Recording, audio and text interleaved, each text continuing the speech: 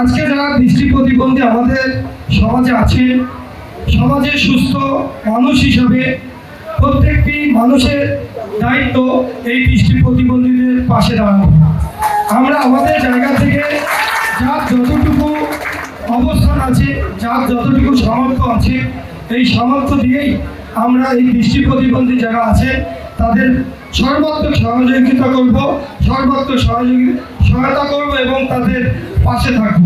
পাশাপাশি officer in charge হিসাবে আমি এটুকু আপনাদেরকে আশ্বস্ত করতে চাই যে চকবাজার থানা পুলিশ সবসময় আপনাদের পাশে আছে এবং পাশে থাকবে। আইনসঙ্গত বা আইনের মধ্যে থেকে যে কোনো সহযোগিতা আপনারা যখনই যাবেন তখনই আমি অগ্রাধিকার ভিত্তিতে আপনাদেরকে আমরা এই সহযোগিতা এবং আইনের সহযোগিতা ইনশাল্লাহ করবো বলে অঙ্গীকার করছি। পাশাপাশি এটুকু বলবো যে আপনারা যখনই থানায় যাবেন, যদি কোনো অফিসার আপনাদেরকে সহযোগিতা না করে বা আপনাদের কথা শুনতে না চায়, আপনারা সরাসরি অফিসার ইনচার্জের রুমে যাবেন।